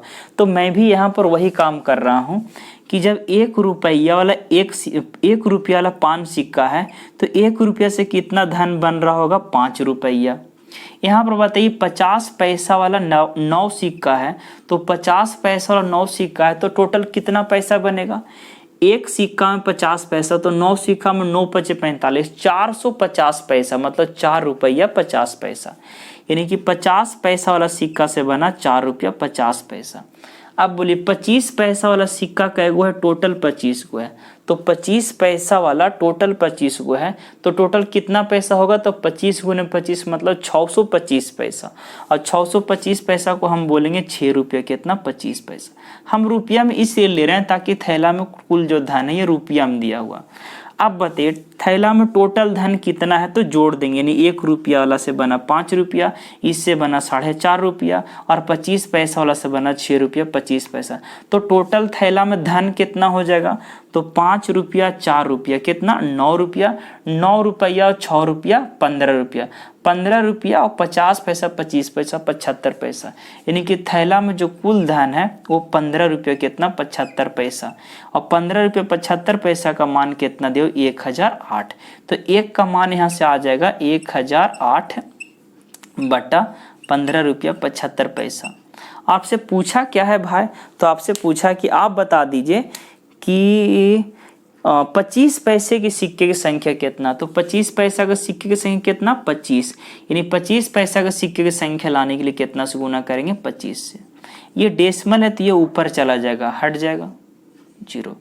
अब इसको काटा पीटी में चाहिएगा तो 25 से काट दे रहा है। ध्यान दीजिए, अगर इसको 25 से काटिएगा बाबू तो ये काट जाएगा 15 चौको 60, यानी 63 मरतबे कट जाएगा। ध्यान रखिए नीचे से 2 गो 0 ऊपर गया तो ये 100 है। आपको थोड़ा ज़्यादा बाउंस ना करे इसीलिए 100 है। 25 से काटिए तो 63 मरतबे कट जाएगा। और अगर आप 63 से इसको काट दीजिए, 9 से काट दिए, 9 से तो कितना हो जाएगा? 63। इसको 9 से काटिए तो 9 एकम 9 और 9 एकम 9, 9 दूनी कितना? 18। और 7 से काटिए तो कितना मरतबे कट जाएगा? 16 सते 72 से। ये 16 मरतबे कट जाएगा, वो ध्यान रखिएगा, 16 सते 72 से। यानी कि 25 पैसा वाला सिक्का की संख्या कितना? 16 गुने 100, यानी आपका जो आंसर बनेगा 1600। खत्म। तो इस सवाल का जो उत्तर होगा 1600 होगा। आपका ऑप्शन नंबर ए। देखिए फ्रेम में आ रहा है ना। चलिए बहुत बढ़िया, सब चीज आ रहा है सही से। आगे बढ़ते हैं क्वेश्चन नंबर 66 को लेकर।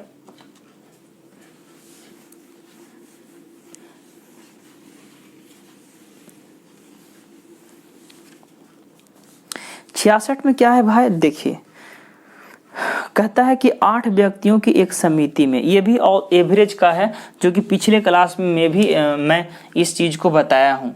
Question number 66। आप पिछला वीडियो नहीं देखें, देखिए, हर वीडियो को देखते चलिए, तभी तो जो चीज बता दिए उसको समझने में आपको आसानी होगा। बोला कि 8 व्यक्तियों की एक समिति है, 8 व्यक्तियों की एक समिति है, उसका कुछ एवरेज रहा होगा। अब बोला कि इसमें से 35 वर्ष तथा 45 वर्ष के 2 सदस्यों के स्थान पर 2 स्त्री लिए जाते हैं।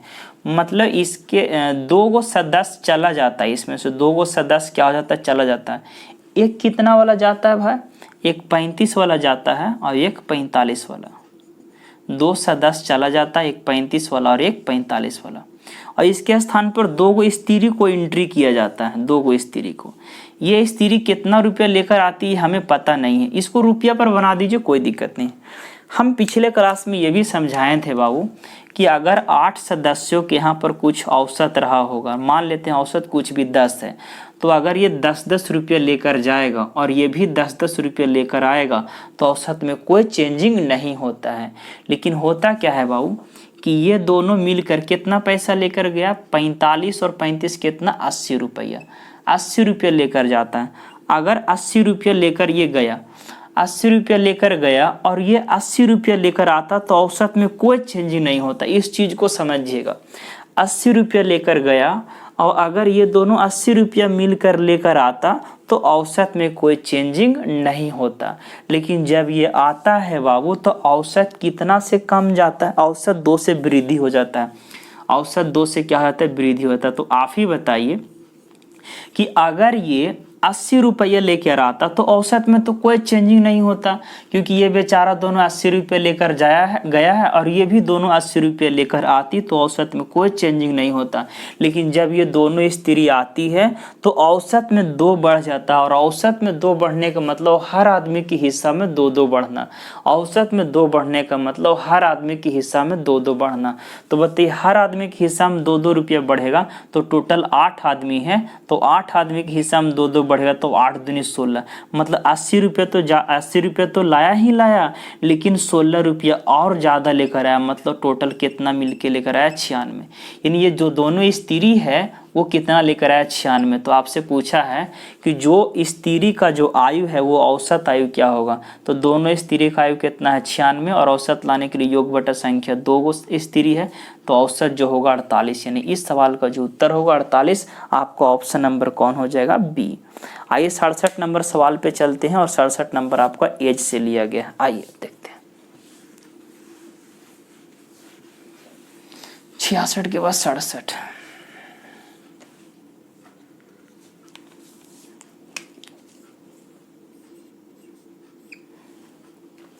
सड़सठ में ये है, कहता 6 वर्ष बाद अजय की आयु पिता का 3/7 हो जाएगा। 6 साल बाद अजय का जो आयु है पिता का कितना, 3/7। तो पिता में का लगा हुआ है तो पिता का 7 हो जाएगा और अजय का 3 हो जाएगा। ऐसे भी आप देखिए जिस पिता का जो है वो पुत्र से क्या होगा, ज़्यादा होगा, तो ज़्यादा वाला पिता का आयु होगा और कम वाला क्या होगा, पुत्र का। तो अगर फादर कितना का होगा, 7 का, तो ये अजय उसका पुत्र है, पुत्र कितना का होगा, 3 का। आगे बढ़ते हैं तो बोला है कि 10 वर्ष पहले, ये 6 साल बाद का रेशियो है, और ये 10 साल पहले, 10 साल पहले उनकी आयु का जो अनुपात था वो 1 अनुपात कितना था, उनकी आयु मतलब किसका, अजय और उसके पिता का। 10 साल पहले उनकी आयु का जो अनुपात था 1:5 था। तो इस चीज़ में आप एक चीज़ गौर करिएगा कि बाबू ये 6 साल बाद गया और ये 10 साल पहले, यानी ये जो 6 साल पहले का रेशियो है और ये 10 साल बाद का, तो दोनों का जो गैपिंग बनेगा वो कितना का बनेगा, 16 का। क्योंकि आप देखिए मानते यहाँ पर एक आदमी है और इसको 6 साल बाद लेकर चलेंगे और फिर इसी का क्या लेंगे, 6 साल पहले लेकर जाएंगे और इसी को 10 साल बाद लेकर जाएंगे, तो टोटल जो गैपिंग बनेगा वो कितना का बनेगा, 16 साल का बनेगा, 16। यानी यहाँ पर दोनों का जो रेशियो में गैपिंग ये 16 साल का है। और सवाल में देखिए यहाँ पर गैपिंग कितना साल का है, 7, 5 और 2 कितना, 60, 2 यूनिट का। यहाँ भी 1 और 2 कितना, 2 यूनिट का। अगर गैपिंग सेम है तो ठीक है, और नहीं सेम रहता तो हम लोग गैपिंग को सेम करते हैं। सेम करने का तरीका है नीचे का अंतर ऊपर में गुना, ऊपर का अंतर नीचे में, लेकिन यहाँ पर ऐसा करने का कोई ज़रूरत नहीं है। बोलिए गैपिंग यहाँ पर सवाल में दिया हुआ 2 यूनिट का, 2 यूनिट का, यहाँ पर रेशियो का वैल्यू में गैपिंग 2 यूनिट का है, यानी दोनों का जो गैपिंग यहाँ पर 2 यूनिट का है। और यहाँ पर आप देख रहे हैं 6 साल बाद और 10 साल पहले टोटल गैपिंग कितना का, 16 साल का। तो 2 यूनिट का मान जो होगा 16 होगा, 1 यूनिट का मान कितना हो जाएगा बाबू, 8 हो जाएगा। आपसे पूछा है क्या भाई, तो पूछा है अजय के पिता की वर्तमान आयु लाइए। तो अजय के पिता का आयु लेकर आना है तो यहाँ से भी ला सकते हैं और यहाँ से भी। तो तो यहाँ से लेकर आई 1 यूनिट का मान 8 हो गया, सो 7 यूनिट का मान कितना हो जाएगा 8 7 56। यानी कि अजय का जो पिता का आयु है वो 56 साल होगा। लेकिन कब होगा बाबू वो भी देखिए, ये रेशियो कहाँ वाला है, 6 साल बाद वाला है। यानी कि 6 साल बाद इस रेशियो से आप गुना किए हैं तो जो आयु आया है वो 6 साल बाद वाला है। तो 6 साल बाद 56 साल की होगा, यानी 56 साल का तो पिता होगा लेकिन 6 साल बाद होगा। तो अभी कै साल का होगा भाऊ, तो 6 साल कम होगा, मतलब अभी जो पिता का एज होगा वो 50 साल। यानी इस सवाल का जो उत्तर होगा 50 साल, यानी कि आपका ऑप्शन नंबर बी। आइए सर आगे बढ़ते हैं क्वेश्चन नंबर 68 की ओर, नोट करिए इसको। जिस दिन तेरी मेरी बात नहीं होती, दिन नहीं गुजरता, रात नहीं होती। चलिए आप लोगों को भी गाना सुना दिए, पढ़िए अगले सवाल पे। 68 जानबूझकर गाए हैं ताकि आप, अभी पता है कितना टाइम हो रहा है, मैं आप लोगों के लिए वीडियो बना रहा हूँ। कितना टाइम हो रहा है, टाइम आपको हो रहा है, आपको 1 बजने वाला है। तो देखिए सर कितना मेहनत करते हैं आप लोगों के लिए, आप लोग समझते नहीं हैं। गर्मी में देखिए पंखा बंद है, पसीना चल रहा है, वीडियो बना रहे हैं, हर काम करने में मेहनत है मेरे प्यारे विद्यार्थियों। कोशिश करिए आप लोग भी पढ़िए, मेहनत करिए, जल्दी जल्दी जॉब लीजिए। तो इस तरह से जब तक मेहनत नहीं करिए कुछ पॉसिबल नहीं है। आइए आगे बढ़ते हैं क्वेश्चन नंबर 68 को लेकर। 68 में कहा कि APPLE एप्पल लिखा हुआ, APPLE। अब कहता है कि इस एप्पल शब्द के अक्षरों में कितने क्रम चय होंगे। इन ये परमुटेशन कॉम्बिनेशन का सवाल है। अगर जब भी बोले कि कोई भी आपको स्पेलिंग दिया जाए और उसमें पूछे कितना क्रम चय होंगे, तो सीधा आपको बहुत सिंपल फंडा है। अगर कोई भी स्पेलिंग देकर आपसे पूछे कितना क्रम चय होंगे, तो आप क्या करिए, काउंट कर लीजिए कितना इसमें आपका अल्फ़ाबेट है। तो 1 2 3 4 5, तो सीधा आप क्या लिखिए, फैक्टोरियल 5। और आप क्या करें, अगर जो अल्फ़ाबेट रिपीट करेगा, जैसे P और P क्या किया, रिपीट किया गया है, तो P और P रिपीट किया है तो 1 और 2, तो आप क्या करिए, फैक्टोरियल 2 से भागा दीजिए बस। यानी कि टोटल अक्षर जितना भी होगा अल्फ़ाबेट, टोटल 5 है तो फैक्टोरियल 5, और K को रिपीट किया है तो 2 गो, P और P रिपीट किया है तो फैक्टोरियल क्या देंगे, 2। यही सवाल का उत्तर। अगर ऊपर को तोड़ेंगे तो 5 को फैक्टोरियल हटाएंगे तो 5 गुने 4 गुने 3 गुने 2 गुने 1, और नीचे को हटाएंगे तो कितना होगा, 2 गुने 1, 2 से 2 कट जाएगा, 5 को 20, 20 दिया 60। यानी कितने क्रम चय होंगे, तो आपका जो आंसर बनेगा वो बनेगा 60। यानी इस सवाल का उत्तर क्या होगा, ऑप्शन नंबर डी 60। आइए आगे बढ़ते हैं 68 पे।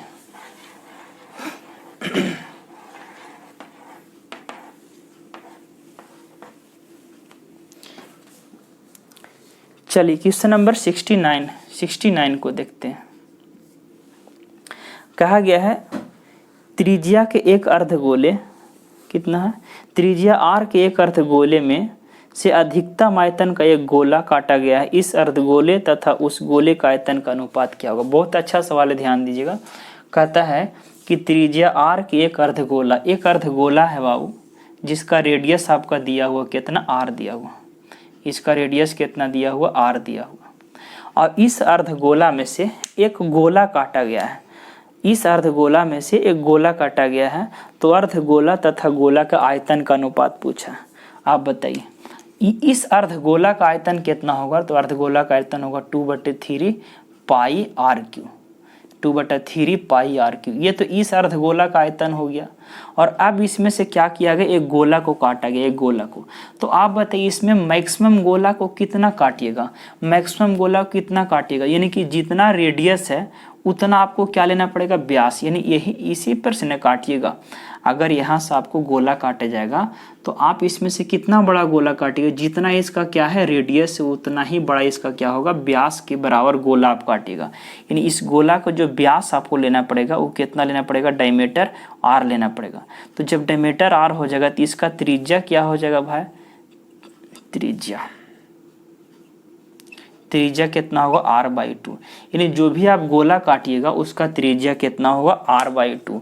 तो आप बताइए इस गोला का आयतन कितना होता है, 4/3 पाई r3। r कितना है, r/2, तो r3 करेंगे तो r3/2 का क्यूब करेंगे तो 8। और इसी का अनुपात पूछ रहा है, काट दीजिए, पाई से पाई कैंसिल हो जाएगा, r3 से r3 कैंसिल हो जाएगा, 3 से 3 कैंसिल हो जाएगा और 4 दूनी कितना हो जाएगा 8, क्रॉस करेंगे तो 2 दूनी 4:1 होगा। यानी इस सवाल को जो उत्तर होगा 4:1, यानी आपका ऑप्शन नंबर सी। चलिए लास्ट सवाल है बाबू क्वेश्चन नंबर 70 पे, आइए बढ़ते हैं। ध्यान दीजिएगा इस चीज़ को कि जब भी इसमें से अगर आप गोला काटिएगा अर्धगोला में से, तो जो भी गोला कटेगा उसका जो व्यास होगा इसके त्रिज्या के बराबर होगा। अगर इसका त्रिज्या r होगा तो इसका व्यास कितना होगा r। मतलब दूसरा तरीका से ऐसे ही बोल सकते हैं कि अगर इसमें से अगर आप गोला काट रहे हैं तो गोला का जो त्रिज्या होगा इसके त्रिज्या क्या होगा, हाफ होगा। अगर इसका त्रिज्या r है तो गोला का त्रिज्या r/, क्या हो जाएगा 2 होगा। बस खत्म। आइए आगे बढ़ते हैं। इस सवाल को अगर आप इतना नहीं जानते तो और भी आसान से बनाया जा सकता था। देखिए आप बताइए इसका त्रिज्या कितना r है, इसका त्रिज्या कितना है, त्रिज्या कितना r है, और गोला के त्रिज्या कितना हो जाता r/2 हो जाता। और आपसे पूछा है क्या चीज, नहीं सीधा गलत हो जाता क्योंकि ये अर्धगोला है और ये आपका गोला है, तो दोनों का आयतन अलग अलग होता है। दोनों का आयतन सेम रहता तब यहाँ से बना सकते, गलत हो जाएगा। चलिए आगे बढ़ते हैं। 69 के बाद 70 और लास्ट क्वेश्चन है। बहुत ही आसान सवाल है, 70 नंबर। देखिए लास्ट पे हम लोग हैं, लिखा हुआ है 6 के पावर 2/3 गुना क्यूब रूट 6 के पावर 7, और नीचे में लिखा हुआ है क्यूब रूट 6 के पावर 6। बस यही है। इस सवाल को बनाने में बहुत आसान है, कुछ करना नहीं। आप देखिए बाबू, अगर कोई भी नंबर जिसमें करनी सेम है, जैसे यहाँ पर 3 है और यहाँ पर 2 लिखा हुआ और एक और क्यूब रूट में लिखा हुआ मानते हैं यहाँ पर 4 है, तो अगर दोनों करनी में दोनों का वैल्यू सेम है तो डायरेक्ट हम रूट के अंदर से अंदर वाला वैल्यू गुना करते हैं। यहाँ भी करनी में √3 है, यहाँ भी √3 है, तो डायरेक्ट 4 से किस में गुना करेंगे, 3 से, यानी कि 4 दूनी 8 हो जाएगा, और यहाँ पर क्यूब रूट है तो क्यूब रूट दे देंगे। उसी प्रकार से इस चीज़ को एक स्टेप आगे अगर बढ़ाइएगा बाबू तो क्या आप लिख सकते हैं, यहाँ पर 6 के पावर कितना हो जाएगा 2/3 हो जाएगा, 2 क्या हो जाएगा 3 हो जाएगा, गुना क्या इसको ऐसे लिख सकते हैं क्यूब रूट 6 के पावर 6 और क्यूब रूट 6 के पावर 1, वही चीज़ काम किए हैं। इसको क्या किए हम तोड़ दिए। कैसे तोड़ दिए, क्योंकि यहाँ भी करनी में 3 दिए और यहाँ भी करनी में 3 दिए। यहाँ 6 के पावर टोटल 7 था, तो 6 के पावर 6 यहाँ पर एक दे दिए और 6 के पावर 1 यहाँ पर दे दिए। अगर इसको गुना करिए, करनी सेम है तो अंदर से अंदर गुना होगा, तो देखिए गुना करेंगे तो 6 के पावर 6 गुने 6 के पावर 1, तो बेस समान है तो 6 क्या हो जाएगा 7 हो जाएगा। बस, और नीचे में आपको लिखा हुआ है क्यूब रूट 6 के पावर 6, तो ये जो वैल्यू इससे पूरा क्या हो जाएगा कट जाएगा। अब सीधा तौर पे हम कह सकते हैं अगले स्टेप में 6 के पावर यहाँ पर 2/3 है, और यहाँ भी अगर आप करनी को हटाते हैं तो पावर यहाँ पर उल्टा आ जाता है, तो 6 के पावर यहाँ पर कितना होगा 1/3। अब दोनों का बेस समान है बहुत, तो पावर जुड़ जाएगा, तो जोड़ेंगे तो 2/3 और 1/3 जोड़िएगा तो 3/3 आ जाएगा और कट जाएगा। यानी इस सवाल को जो उत्तर होगा कितना बनेगा 6 बनेगा। बस खत्म। आइए सर, अगर आप वीडियो को शुरू से अंत तक देखे हैं तो आपको बहुत बहुत दिल से थैंक यू। इसी प्रकार से हमें सपोर्ट करते रहिए और चीज़ों को आप भी देखते रहिए, आपको ही फ़ायदा होगा, क्योंकि जो भी चीज़ दे रहे हैं वो आप ही लोग के लिए दे रहे हैं। तो आप हमें सपोर्ट करिए, इसीलिए इसी तरह से मैं आप लोगों के लिए मेहनत करता रहूँ। और चलिए मिलते हैं किसी और वीडियो में, तब तक जय हिंद, जय भारत, थैंक यू।